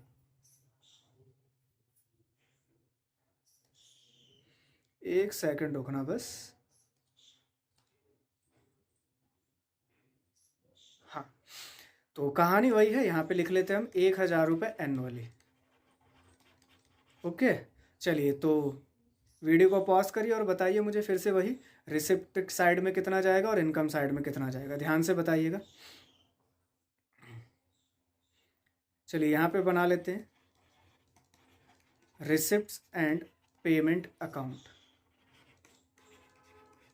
Receipts and payment account.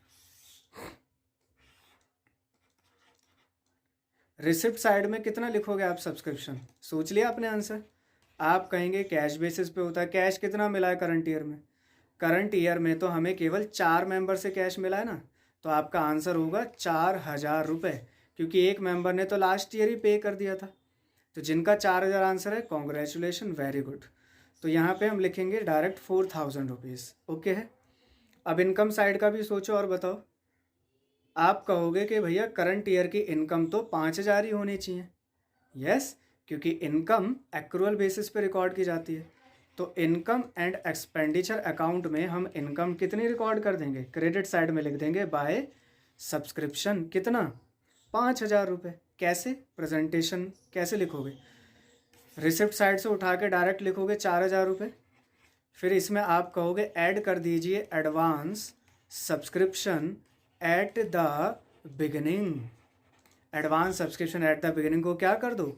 Add कर दो 1000 रुपये। पहुँच गए हम 5000 रुपये पे। क्लियर है? तो हमने सिचुएशन नंबर 4 में एक नई बात सीख ली, और वो नई बात क्या है? Advance subscription at the beginning को लेकर के इसको हम करते हैं ऐड। क्यों करते हैं समझ में आ गया है। तो देखिए ये थी हमारे सामने 4 सिचुएशन सब्सक्रिप्शन को लेकर के। इसको समझना बहुत ही ज़रूरी था, क्योंकि सब्सक्रिप्शन की एडजस्टमेंट आती हैं। 3 से 4 नंबर का क्वेश्चन इन्हीं चारों सिचुएशन में बन के आ जाता है। तो ये हो गया हमारा कंप्लीट। कोई भी डाउट हो तो इसको देखना दोबारा से, कोई वैसे डाउट हो तो मुझसे पूछ लेना। यहाँ तक का हो गया हमारा पोर्शन कंप्लीट। ओके, चलिए अब एक इसमें लास्ट इम्पॉर्टेंट बात कर लूँ, और वो बहुत ही इम्पॉर्टेंट बात है, उसको और सुन लीजिए ज़रा ध्यान से आप। देखिए 2 टर्म्स होती है, एक होता है एट और ऑन, ये दोनों एक ही है। और एक टर्म होती है फॉर द ईयर। ये बहुत ही इंपॉर्टेंट टर्म्स है, क्योंकि इनमें अक्सर हम कंफ्यूज होते हैं।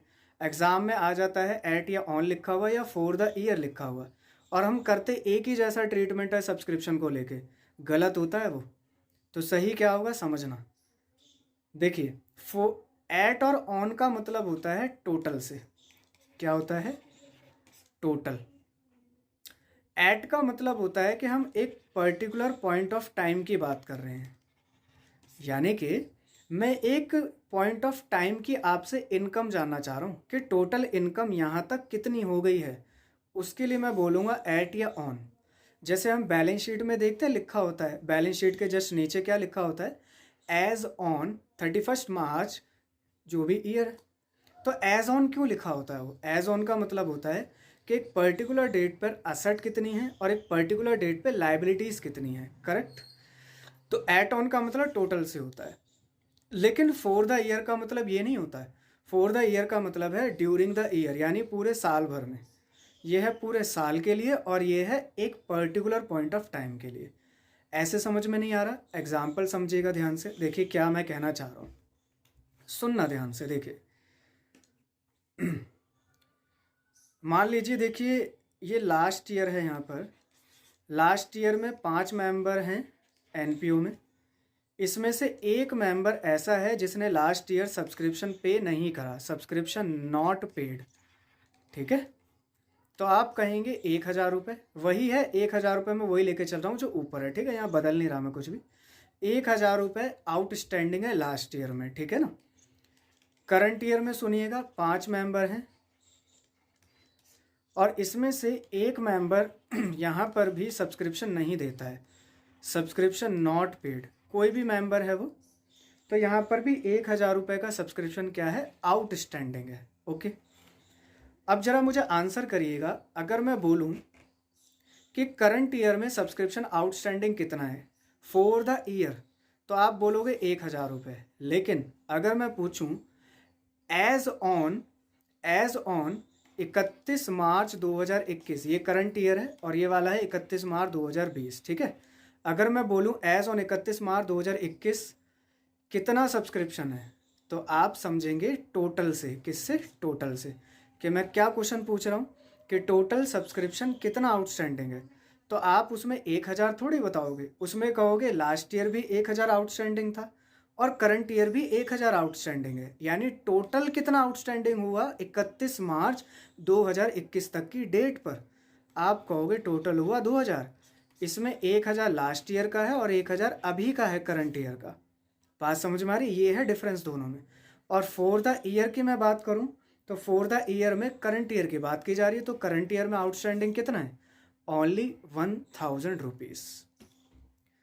ये बहुत इंपॉर्टेंट है टॉपिक स्टूडेंट्स, ध्यान रखना इसको, एट और ऑन और फॉर द ईयर। ओके हो गई बात? ये हमें उलझा देता है एग्ज़ाम में, तो समझना ज़रूरी था। इसको दोबारा से समझ लेना अगर कोई डाउट हो तो। ओके है, तो सब्सक्रिप्शन अब हो गया हमारा फुल्ली कंप्लीट। ठीक, अब सब्सक्रिप्शन को लेकर के एग्ज़ाम में कैसे पूछा जाता है? देखिए, दो टाइप हैं एग्ज़ाम में पूछने के, जैसा कि मैं पहले भी डिस्कस कर चुका हूँ, फिर से रिपीट करता हूँ। एक टाइप है कि सब्सक्रिप्शन का अलग से अकाउंट पूछा जा सकता है, यानी 3 से 4 नंबर में केवल सब्सक्रिप्शन अकाउंट बनाने को आ जाए, या फिर आपका दूसरा टाइप बनता है जो लॉन्ग क्वेश्चन है ना, फुल फ्लैज क्वेश्चन है 6 मार्क्स के, उसमें कुछ एडजस्टमेंट आ सकती है सब्सक्रिप्शन को लेकर के। तो कुछ भी आए, हम दोनों के लिए रेडी हैं। अभी हालांकि मैंने सब्सक्रिप्शन का अकाउंट बनाना नहीं बताया है, वो हम अगली क्लास में, आगे की क्लास में समझेंगे। आज हम समझ लेते हैं कि सब्सक्रिप्शन की टेबल कैसे बनाई जाती है। ये टेबल कोई अलग नहीं है, जो हमने अभी तक चारों सिचुएशन समझी है ना, वो ही इस टेबल में वर्क है, और कुछ नहीं है। तो हमसे क्वेश्चन पूछ लेता है, तब हमें वर्किंग नोट में ये टेबल बनानी पड़ती है, इसलिए समझना ज़रूरी है। तो वर्किंग नोट में कैसे बनाएंगे टेबल को, देख लेते हैं फटाफट से। देखिए जी, वर्किंग नोट मैं क्यों कह रहा हूँ, जब आप फुल फ्लैज क्वेश्चन करोगे ना, तो वहाँ पे हो सकता है हमें वर्किंग नोट बनाना पड़े, या 3 से 4 नंबर का क्वेश्चन आएगा तो हमें ये टेबल बनानी पड़ेगी। तो देखिए क्या लिखेंगे हम, टेबल शोइंग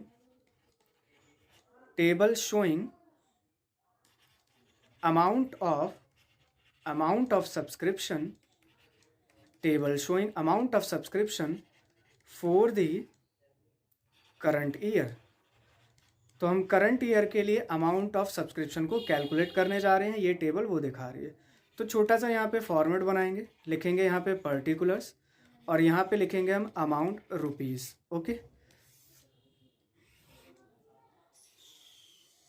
ये देखिए, तो पर्टिकुलर्स में सबसे पहले क्या नोट करेंगे, यहाँ लिखेंगे सब्सक्रिप्शन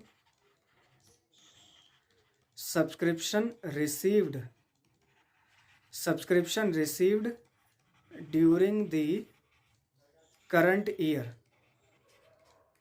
हमें इस साल सब्सक्रिप्शन कितना मिला है, वो सब्सक्रिप्शन हम यहाँ पे लिखेंगे, और ये सब्सक्रिप्शन हम कहाँ से उठा के डालेंगे, direct receipt and payment account से। ठीक है ना, सब्सक्रिप्शन कितना मिला है वो दिखा देंगे सबसे पहले नंबर हम रिसिप्ट एंड पेमेंट अकाउंट से। इसके बाद जो हमने चारों सिचुएशन समझी थी, एक एक करके यहाँ पर हम पुट करेंगे, इसमें पोस्ट करेंगे चारों सिचुएशंस को। तो क्या क्या सिचुएशंस हमने समझी थी? पहली सिचुएशन समझी थी हमने subscription outstanding at the and. बताइए इसको क्या करा था हमने, ऐड ना, वेरी गुड, इसको हम यहाँ पे ऐड कर देंगे। दूसरी सिचुएशन हमने समझी थी सब्सक्रिप्शन आउटस्टैंडिंग एट द, बोलो बिगिनिंग। इसको क्या करा था हमने, ऐड या लेस, वेरी गुड, इसको हमने लेस करा था, तो इसको कर देंगे हम लेस। इसके बाद हमने तीसरी सिचुएशन समझी थी advance subscription at the and, correct, और इसमें क्या था, इसको क्या करा था, प्लस या माइनस, सोचो, माइनस, वेरी गुड। और इसके बाद हमने लास्ट सिचुएशन समझी थी advance subscription at the beginning, very good. इसको क्या करा था हमने, इसको हमने प्लस करा था, तो इसको कर देंगे हम प्लस। इतना काम कर लेने के बाद हमारे पास यहाँ पे टोटल आ जाएगा, ये सारा टोटल लगाना आप। टोटल लगाने के बाद हमें ये क्या पता चल जाएगा कि करंट ईयर का सब्सक्रिप्शन कितना है, जो हमें कहाँ दिखाना चाहिए, इनकम साइड में। तो ये शो हो जाएगा हमारा इनकम एंड एक्सपेंडिचर अकाउंट में, कहाँ पर, इनकम साइड में। ठीक है जी, तो ये हो गई हमारी टेबल कंप्लीट। सिंपल है बिल्कुल, सारी सिचुएशंस वही हैं जो हमने ऊपर समझी थी, बस एक टेबल की फॉर्म में हमें वर्किंग नोट बनाना पड़ेगा। 3 से 4 नंबर में आएगा, आप ये टेबल बना देना, पूरे फुल मार्क्स मिलेंगे अगर आप ठीक से कॉन्सेप्ट वाइज करेक्ट करते हैं। और दूसरा, इसी का एक अकाउंट भी बनाया जाता है, अकाउंट में इस वीडियो में नहीं डिस्कस कर रहा है, अकाउंट हम आगे की वीडियोज़ में सीखेंगे, नेक्स्ट क्लास में सीखेंगे, ठीक है ना, क्योंकि बहुत बड़ा हो जाएगा, लेंथी हो जाएगा। तो अभी आपने क्या करना है यहाँ तक, अभी क्या करना है ध्यान से सुनिएगा। सब्सक्रिप्शन के आप क्वेश्चन करके देखना।